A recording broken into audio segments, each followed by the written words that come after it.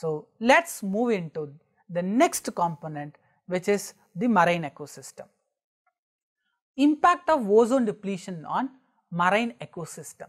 The marine ecosystem is one of the very vulnerable component to the ozone depletion problem. Why? It is because of the fact that the ozone depletion directly affects the food chain supply of the marine ecosystem. Severely affected because of the fact that it cuts the food chain of the marine ecosystem, and number of aquatic species such as phytoplankton, zooplankton and shrimps and small fish juvenile fish have been identified as most vulnerable components of or most vulnerable victims of this ozone depletion, and it affects the tiny plant which is a source of food for other fishes as well, and which ultimately results in the depletion of the fish population in the marine ecosystem. Impact of ozone depletion on other materials. Physical as well as mechanical properties of polymers, wool, cotton, paper and other wood have been substantially influenced because of the ozone depletion. However, the exact level of the problems created out of this ozone depletion have not been identified or not measured at all. But the scientists have realized the problem, which may be a problem for the plastic related items. So, they have developed a plastic substances which may bear the ozone depletion problems.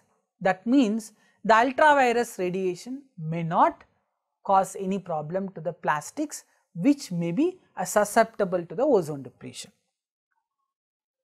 These are the impact of ozone depletion on various components including a human being. We have covered it.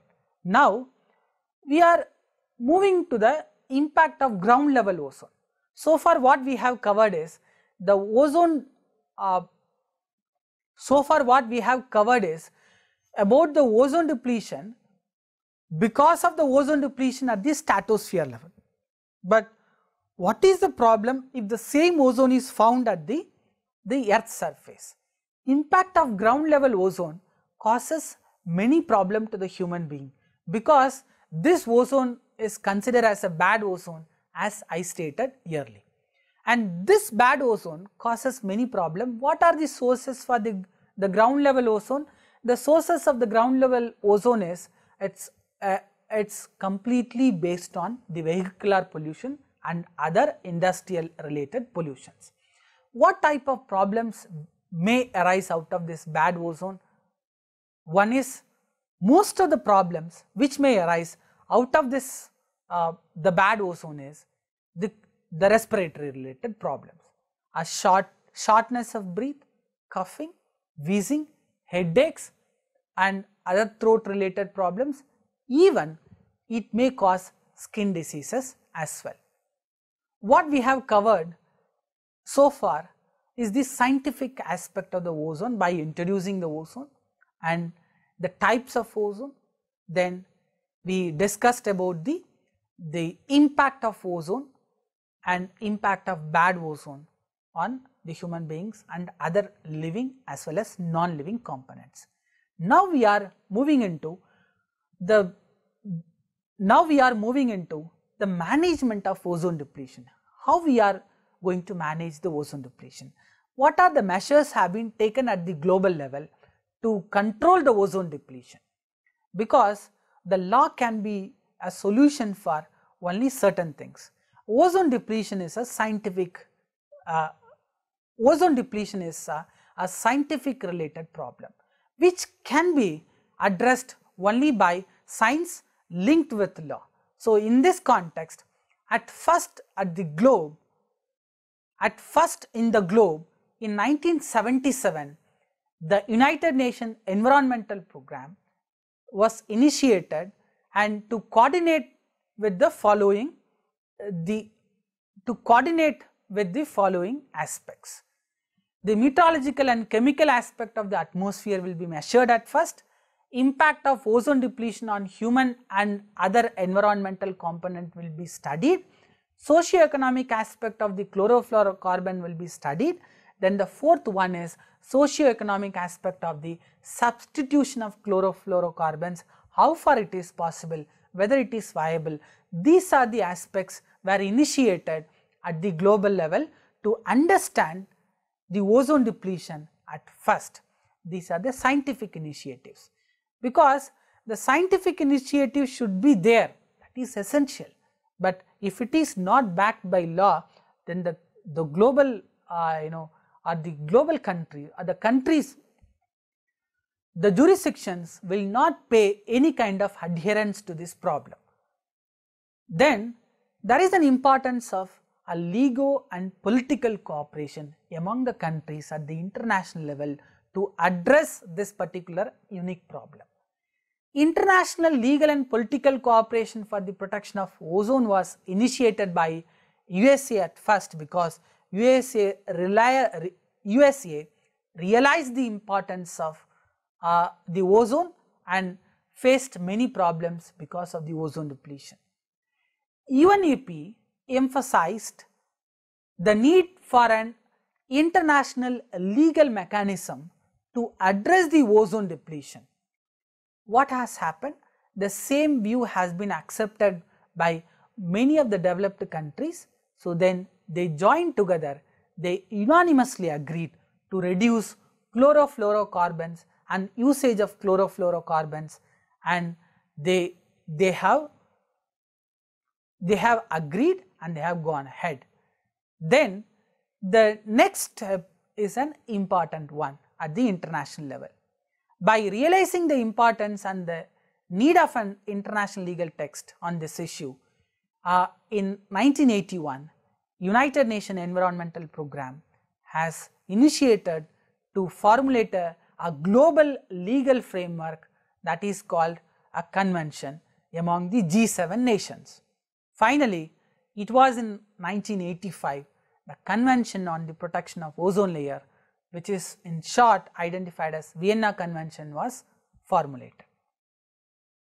The Vienna Convention 1985 is the first international legal document which addresses the ozone depletion problem.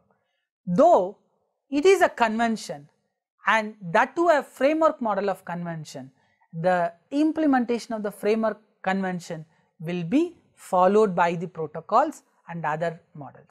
But this Vienna Convention has initiated certain measures in the parental document itself, that is in the Vienna Convention itself.